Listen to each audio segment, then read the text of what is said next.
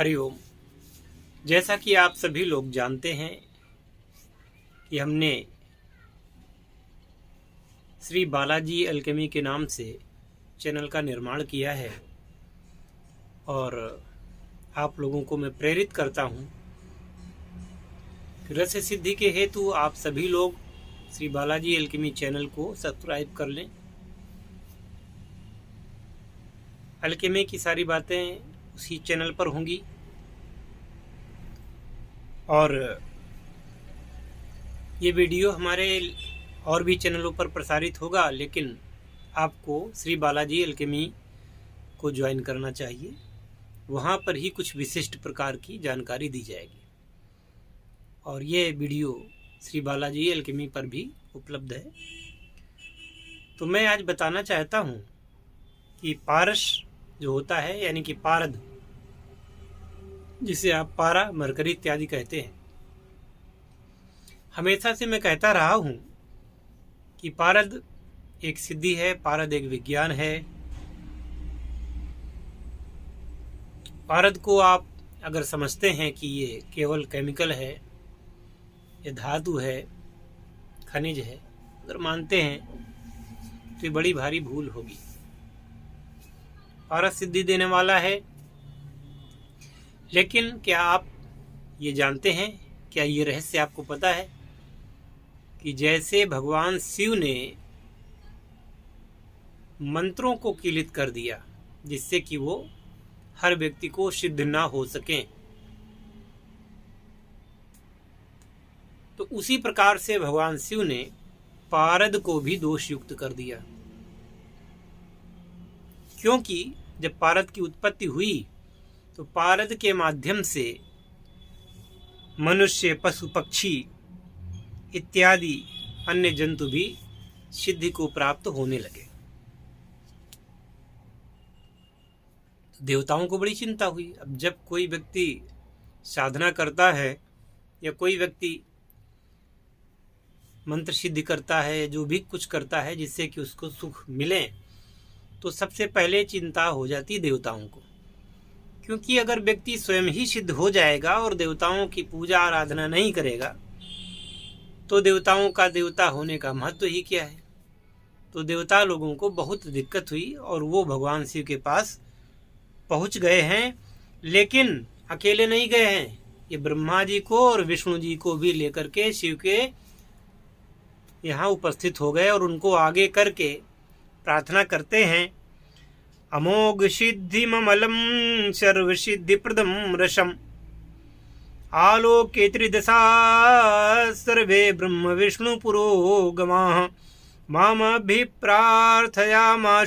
स्तोत्रैश्च विविधैः प्रिये ऋषेन्द्र दर्शनादेव नरपक्षिं मृगादयः सिद्धिं नानाविधां यान्ति तन्निवारय शंकर तस्मात् त्रिधा कंचुकाभिदोषैश्चासौ नियोजितः तदा प्रभृति दोषैश्च कंचुकाभिश्च वर्जितः शुद्धो अष्टादश संस्कारैः सूतो भवति सिद्धिदः।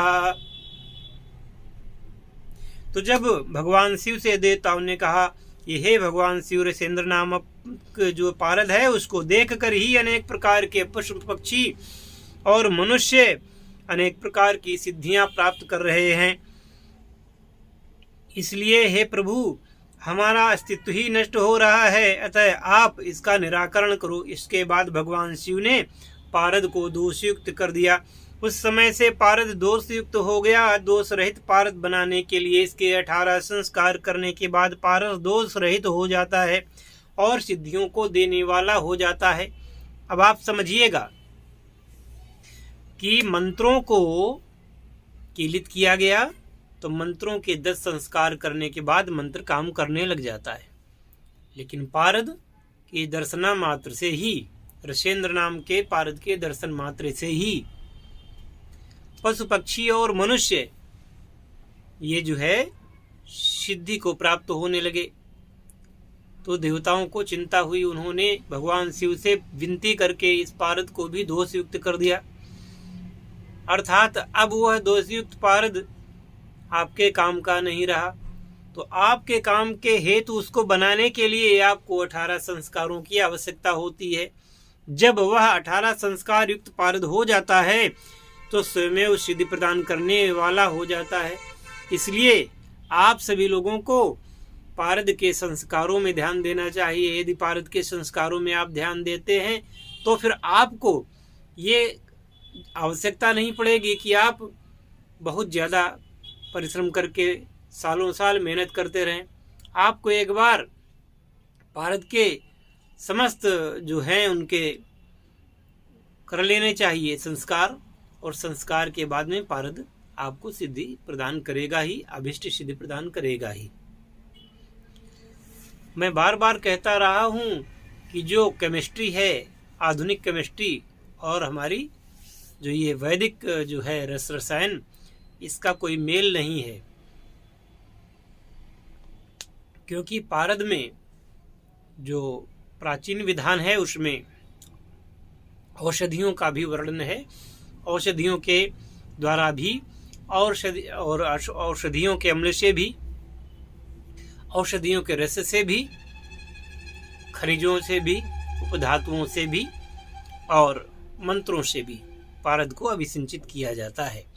विभिन्न प्रकार की विधियों के फलस्वरूप पारद जब निर्दोष हो जाता है तो स्वयं सिद्धि प्रदान करने वाला हो जाता है। हालांकि इस विषय में बहुत भ्रांतियां भी हैं। लोगों ने बहुत सारी भ्रांतियां फैला रखी हैं कि जितने भी रस ग्रंथ हैं वो सारे के सारे झूठे हैं। जितने भी रत्न ये रस के तंत्र हैं, रस के ग्रंथ हैं, उनको झूठा, एक लाइन में झूठा ये लोग ठहरा देते हैं।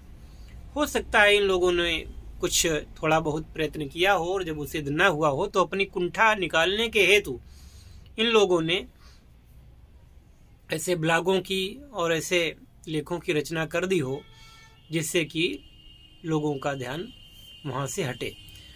ये लोग तो स्वयं सिद्ध नहीं हो पाए, लेकिन जब सिद्ध नहीं हो पाए तो इन्होंने दूसरों को भी ये सोचा कि जागरूकता के नाम पर इन लोगों को भटकाया कि ऐसी कोई सिद्धि होती नहीं है। क्योंकि उनमें तपस्या का अंश था ही नहीं। वो मात्र उसको समझते थे कि ये मात्र रासायनिक क्रिया है और हम ऐसा करके इसमें सिद्धि प्राप्त कर ले जाएंगे। लेकिन मैंने बताया था आपको कल कि पारद एक दिव्य धातु है, बल्कि दिव्य वस्तु है और ये शिव का तेज है। तो बिना शिव की प्रार्थना के, बिना देवताओं की कृपा के यह आपको सिद्धि प्रदान करने वाला हो जाए, ऐसा संभव नहीं है। तो अगर आपको सिद्धि के द्वार खोलने ही हैं तो क्रमशः खोलिए और उन क्रियाओं को सीखिए। निश्चित ही आपकी मनोकामना पूर्ण होगी।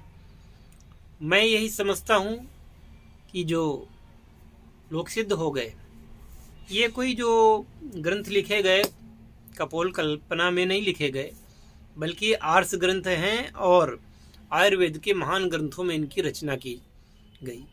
महान ग्रंथों में इनकी गणना की जाती है। जहाँ पश्चिम पारद को जहर मानता है कि अगर शरीर में चला जाए तो व्यक्ति की मृत्यु हो जाती है। पश्चिम का कथन एक प्रकार से सही प्रतीत होता भी है कि जब तक पारद को तमाम दोषों से मुक्त नहीं किया जाएगा तब तक वो एक प्रकार से जहर ही है और वो जहर का ही काम करेगा। अब मैं आपको बताने जा रहा हूँ कि कौन सा पारद का जहर है, वो किस प्रकार से काम करता है। लेकिन ये सब मैं आपको अगले वीडियो में बताऊंगा। अभी तो मैंने जो कुछ बताया, उत्पत्ति की कथा बताई, पारद के शापित होने की यानी कि दोषगत होने की कथा बताई, और ये भी बताया कि कैसे पारद को अपने लिए आप अनुकूल कर सकते हैं। अब वह मैं बताऊंगा आपको कि पारद कैसे दोषयुक्त है और क्या क्या दोष उसमें पाए जाते हैं, और उन दोषों के फलस्वरूप पारद में क्या क्या अवगुण आ जाते हैं और उससे मनुष्य का क्या नुकसान होता है। अगर ध्यान से मेरे वीडियोस को देखेंगे तो आपको इन चीज़ों का पता लगेगा और आप गलत पारद भक्षण से बचेंगे, गलत पारद का सेवन करने से बचेंगे, जिससे आयु की रक्षा होगी, शरीर की रक्षा होगी। जय शिव शंकर, जय भोलेनाथ, हर हर महादेव।